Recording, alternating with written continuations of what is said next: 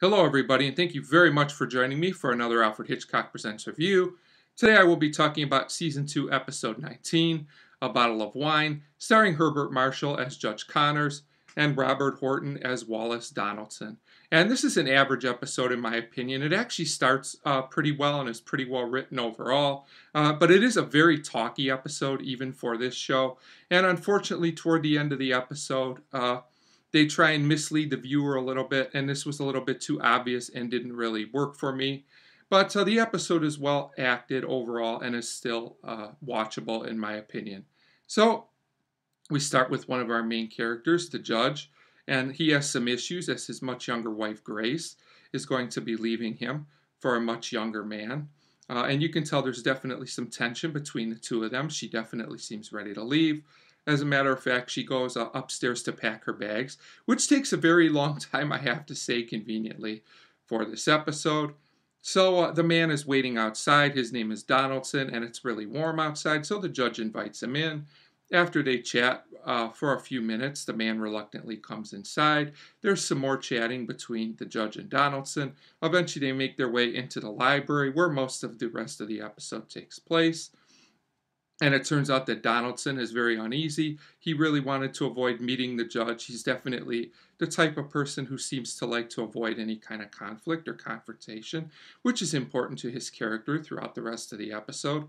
So, to try and make things a bit more comfortable, the judge offers this guy a drink. And I do have to say, there's kind of a quiet tension in these scenes. It's not like a crazy type tension, but it works for the most part. The judge's character is very calm overall. So the chat just continues for a while. Eventually, Donaldson gets more and more uncomfortable. He says he never should have came in. But when he gets ready to leave, the judge basically keeps him chatting by pulling out a gun on him. And he's quoting Aristotle at the same time he's doing it. So it's glad that this guy can multitask, I guess.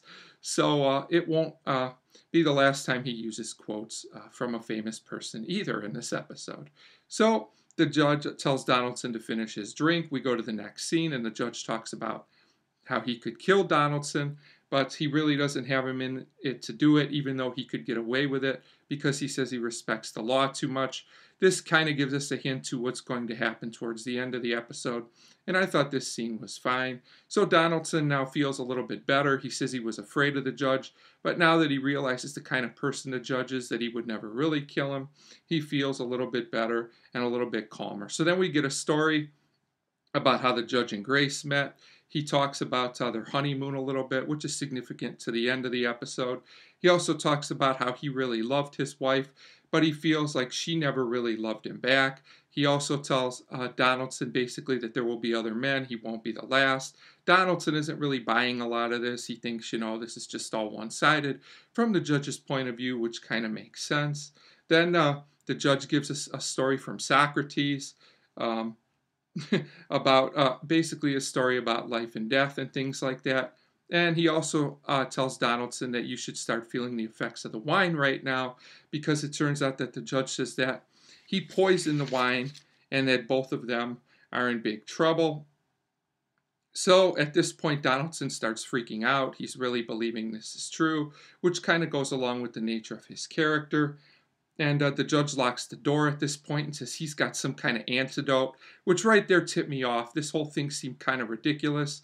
And I was thinking to myself, of course, the judge didn't really poison the wine. He's just testing this guy or trying to make a point. I didn't think the mislead here was very believable at this point, which took a lot away from the episode, in my opinion. It was a lot of build up to kind of a disappointing scene. So Donaldson is pleading through the door, saying he'll do anything. He'll go far away. Just help me, let me go.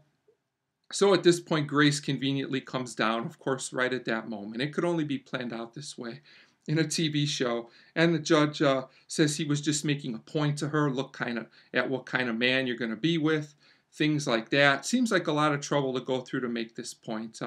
But whatever, I guess it seems somewhat believable anyway.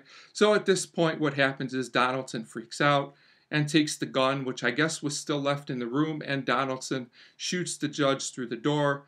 So Grace lets him out and basically says there was never any such honeymoon as the story the judge talked about, which means the judge could not really have poisoned this bottle of wine.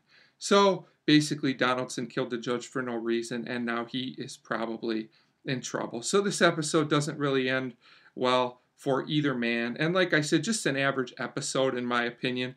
The twist or mislead, whatever you want to call it, didn't really work for me. But the episode is well acted and well written. And it does have kind of a calm intensity to it. So overall, I'm going to give a bottle of wine a 2.5 out of 5. This is an episode I could say you could watch or skip. It's up to you. Could go either way on this one. So 2.5 out of 5 for a bottle of wine. Thank you very much for watching.